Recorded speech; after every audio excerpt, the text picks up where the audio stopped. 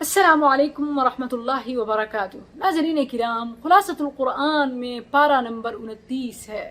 Dear ناظرین، خوش آمدید، مرحبا and welcome to Misbah Ahmed social media. میں اپنے چینل پر نئے آنے والے تمام صارفین سے درخواست کرتی چلوں کہ یوٹیوب کے اس تعلیمی، اصلاحی اور تربیتی چینل کو سبسکرائب کریں، ساتھ میں موجود گھنٹی کے بٹن کو دبا دیجئے تاکہ ہر نئی آنے والی ویڈیو کا نوٹیفیکیشن آپ کو بر وقت پہنچے۔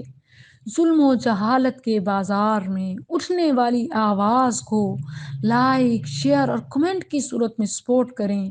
وَتَعَاوَنُوا عَلَى الْبِرِّ وَالتَّقْوَى کی عملی مثال بنیں۔ ویسے تو پورا قرآن اپنے قاری کے لیے روز قیامت شفاعت کرے گا، لیکن آج کے پارے کی جو پہلی سورت سورہ الملک ہے، یہ ایسی سورت ہے کہ جس کی صرف 30 آیات ہیں، لیکن روز قیامت یہ اللہ سے بندے کے لیے اس وقت تک بخشش مانگتی رہے گی جب تک بندے کو معاف نہ کر دیا جائے۔ رسول اللہ صلی اللہ علیہ وسلم نے فرمایا، من القرآن 30 آیہ شفعت لرجل حتی غفر له وهي تبارک الذی بیدہ الملک۔ قرآن کی ایک ایسی صورت ہے کہ جس کی آیات صرف 30 ہیں، لیکن یہ صورت اپنے قاری کے لیے روز قیامت اس وقت تک بخشش مانگتی رہے گی جب تک کہ اسے بخش نہ دیا جائے، اور وہ صورت سورہ الملک ہے۔ تو سبحان اللہ، معمول بنائیے اور اسے پڑھا کیجئے کہ قیامت کے دن یہ اپنے قاری کے لیے رب سے بخشش دلائے گی۔ اور یہ کتنی بابرکت صورت ہے کہ جس کا آغاز ہی برکت کے لفظ سے ہوتا ہے۔ اعوذ باللہ من الشیطان الرجیم، بسم اللہ الرحمن الرحیم، تبارک الذی بیدہ الملک وہو علی کل شیء قدیر۔ بابرکت ہے وہ ذات کہ جس کے ہاتھ میں بادشاہت ہے کائنات کی، اور وہ ہر چیز پر قادر ہے۔ اس نے انسانوں کو بنایا، اس نے جنوں کو بنایا، اس نے ساری کائنات کو بنایا۔ اللہ مقصد کیا ہے؟ ساری کائنات کو انسان کے لیے مسخر بھی کر دیا۔ انسان کو نہ صرف تخلیق کیا بلکہ اشرف المخلوقات بنایا۔ کیوں؟ لِيَبْلُوَكُمْ أَيُّكُمْ أَحْسَنُ عَمَلًا، تاکہ وہ اپنے نیک بندوں کو اور برے بندوں کو پہچان سکے، ایمان والے مومن، مسلمان اور کافر کی تمیز کر سکے۔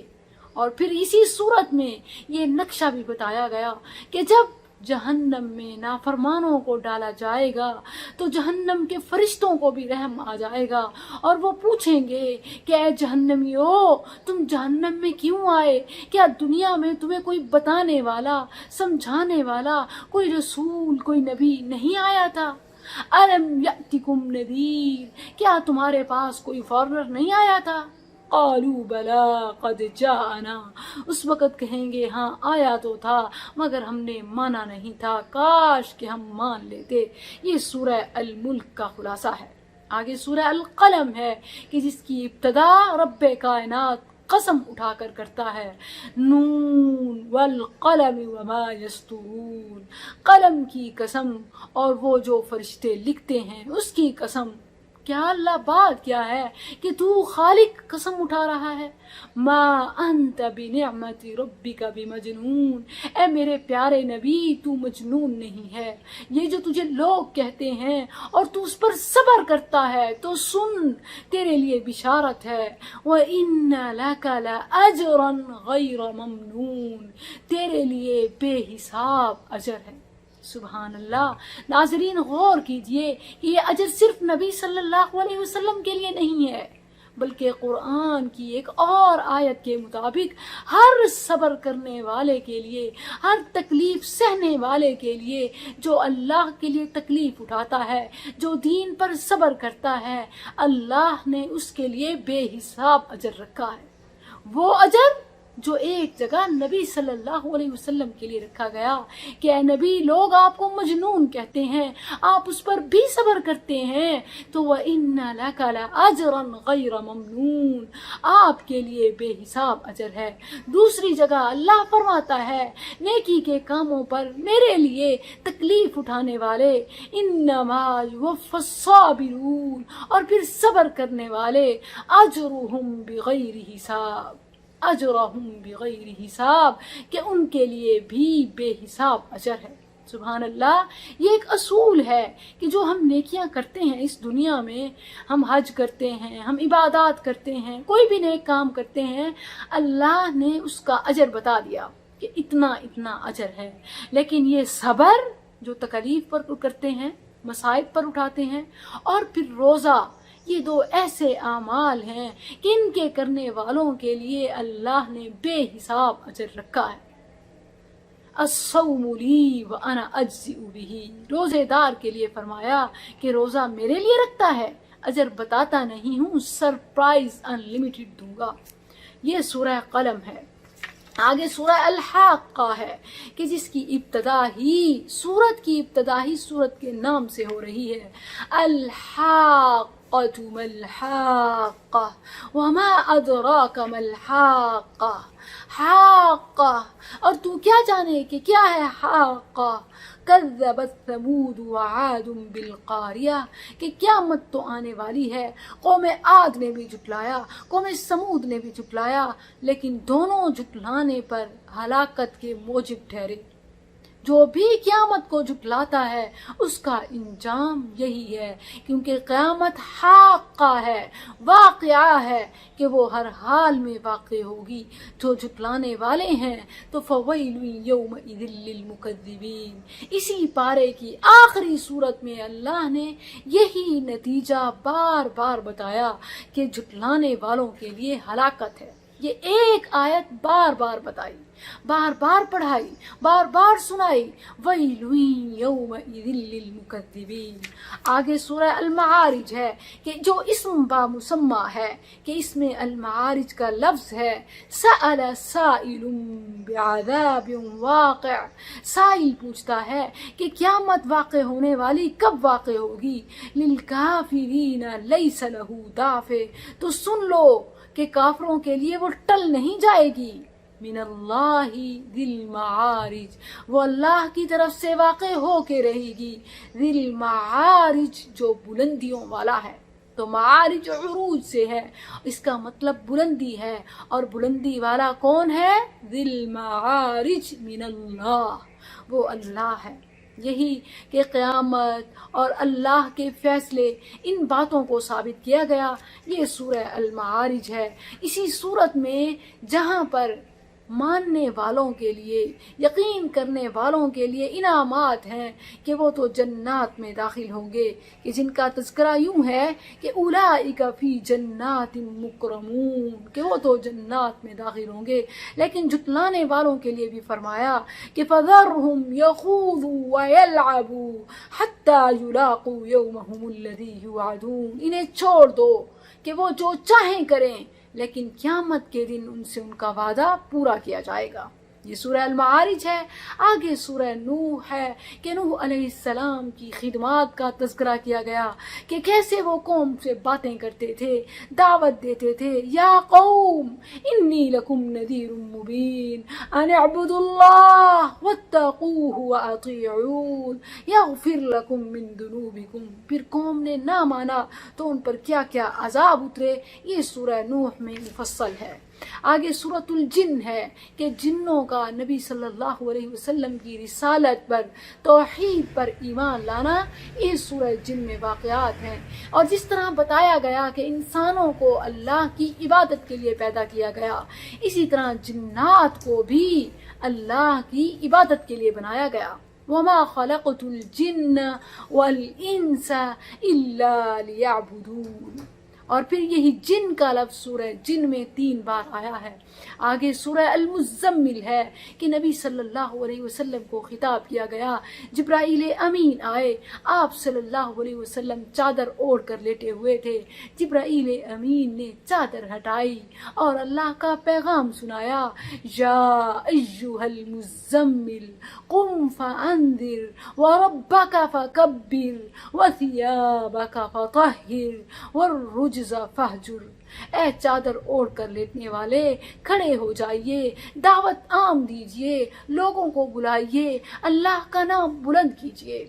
اور آگے سورہ المدثر ہے جس میں یوں خطاب ہے، یا ایھا المدثر، اے چادر اوڑھنے والے۔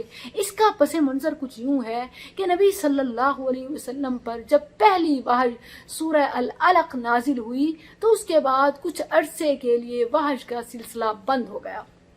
نبی صلی اللہ علیہ وسلم ایک دن ایسے جا رہے تھے، چل رہے تھے کہ اچانک آپ نے آسمان کی طرف دیکھا تو دیکھا کہ وہ فرشتہ جو غار ہرا میں پہلی وحی لے کے آیا تھا وہی آسمان و زمین کے درمیان ایک کرسی پر بیٹھا ہے۔ آپ نے دیکھا تو آپ پر خوف طاری ہو گیا، گھر تشریف لائے تو فرمانے لگے، زملونی زملونی، مجھے چادر اوڑھائیے، مجھے چادر اوڑھائیے۔ فرشتہ آیا اور دوسری وحی سنائی، یا ایھا المدثر، اے چادر اوڑھنے والے، اے چادر اوڑھنے والے، دعوت عام کیجئے، تھوڑی دیر قیام کیجئے۔ قم اللیل الا قلیلا، سورہ مدثر اور سورہ مزمل ایک ہی طرح کے خطابات اور ایک ہی طرح کے پیغامات ہیں۔ آگے سورہ القیامہ ہے کہ جس میں قیامت کا ذکر کرنے کے بعد اس کی حقیقت بتانے کے بعد بتایا گیا کہ انسان کے 3 قسم کے نفوس ہیں۔ ایک نفس کا ذکر سورہ الفجر میں ہے کہ جو انبیاء اور مومنین کو حاصل ہوتا ہے کہ یا ایھا النفس المطمئنہ، یہ نفس مطمئنہ ہے کہ جو نیک لوگوں کو ان کی نیکی پر شاباش دیتا ہے کہ تم نے بہت اچھا کیا۔ دل کا سکون اور اطمینان ہوتا ہے جو کسی نیکوکار کو نیکی کرنے کے بعد حاصل ہوتا ہے تو یہ اس کے نفس مطمئنہ کی طرف سے ہوتا ہے۔ ایک وہ نفس ہے کہ جس کا تذکرہ وما ابرئ پارے میں سورہ یوسف میں ہم نے پڑھا تھا، وما ابرئ نفسی ان النفس لامارۃ بالسوء، وہ نفس امارہ ہے جو ہر انسان کے اندر ہے اور برائی کی طرف کھینچ کے جاتا ہے۔ لیکن ایسے نہیں کہ انسان کے اندر اللہ نے نفس تو بنا دیا لیکن اس کی مدد کے لیے کوئی چیز نہیں، بلکہ نفس لوامہ بھی رکھا کہ جو انسان کو ملامت کرتا ہے، جس کا تذکرہ اس صورت میں ہے، لا اقسم بیوم القیامہ ولا اقسم بالنفس اللوامہ۔ تو جو شخص نفس لوامہ کی ملامت کرنے والے ضمیر کی ملامت پر گناہوں سے رک جاتا ہے وہی کامیاب شخص ہے، وہی اسی شخص کو پھر نفس مطمئنہ بھی مل جاتا ہے۔ ایک نفس ہے برائیوں کی طرف لے جانے والا، ایک نفس ہے جو برائیوں پر ٹوک دیتا ہے، نفس لوامہ۔ سورہ قیامہ میں اس کا تذکرہ ہے تو جان لیجئے کہ ٹوٹل 3 نفوس ہیں، نفس امارہ، برائی کی طرف لے جانے والا ضمیر جو برائی کی دعوت دیتا ہے، برائی کے کام پیش کرتا ہے، مزین کرتا ہے، اور دوسرا نفس لوامہ جو ٹوکتا ہے کہ نہیں تم غلط کر رہے ہو، یہ گناہ ہے۔ الاثم ما حاک فی صدرک وکرہت ان یطلع علیہ الناس۔ اور تیسرا نفس جو ہے وہ خاص نیک لوگوں کو ملتا ہے کہ جو ملامت کرنے والے ضمیر کی ملامت پر گناہوں سے رک جاتے ہیں اور نیکی کا راستہ اپناتے ہیں تو اللہ بدلے میں انہیں نفس مطمئنہ بھی دیتا ہے کہ ان کے دل کو سکون و قرار مل جاتا ہے، اور پھر قیامت کے دن بھی کہا جائے گا، یا ایھا النفس المطمئنہ ارجعی الی ربک راضیۃ مرضیہ فادخلی فی عبادی وادخلی جنتی۔ یہ سورہ قیامہ ہے۔ آگے سورہ دہر ہے کہ زمانے کے احوال انسان کے سامنے رکھے گئے کہ آج اتنی ترقی کر گئے ہو، اپنے آپ کو سب کچھ چیزوں کا مالک اور خدا سمجھنے لگے ہو، حالانکہ ایک وقت ایسا تھا کہ تم قابل ذکر ہی نہیں تھے۔ تمہارا نام بھی نہیں تھا ان ناموں میں. هل أتى على الإنسان حين من الدهر لم يكن شيئا مذكورا. ایک وقت تھا کہ تم کچھ بھی نہیں تھے، اللہ نے تمہیں بھی بنایا، تمہارا نام بھی بنایا، تمہیں شہرت بھی دی، دولت بھی دی، دنیا تمہارے قدموں میں ڈال دی. آج تم رب کو بلا کر اپنے آپ کو سب کچھ سمجھ بیٹھے. اس پارے کی آخری صورت ہے سورہ مرسلات. اللہ 5 قسمیں اٹھاتا ہے. والمرسلات عرفا فالعاصفات عصفا والناشرات نشرا فالفارقات فرقا. اللہ مزید ایک اور قسم اٹھانے کے بعد فرماتا ہے ہواؤں کی قسم، آندھیوں کی قسم، جدا کرنے والیوں کی قسم، ڈرانے والی ہواؤں کی قسم. ان ساری قسموں کے بعد اللہ کیا فرماتا ہے؟ انما توعدون لواقع. جس کا تم سے وعدہ کیا گیا ہے قیامت وہ آ کر رہے گی. جو مان جائے گا، تسلیم کر لے گا، اپنے آپ کو مسلمان فرما بردار بنا لے گا تو ان کے لیے تو بشارت ہے. اور جو نہیں مانے گا، اسی صورت میں ریپیٹڈلی رب العزت فرماتا ہے وَيْلٌ يَوْمَئِذٍ لِّلْمُكَذِّبِينَ. تو جھٹلانے والوں کے لیے ہلاکت ہے. اللہ سبحانہ و تعالی ہمیں سمجھنے اور عمل کرنے کی توفیق عطا فرمائے. السلام علیکم ورحمۃ اللہ.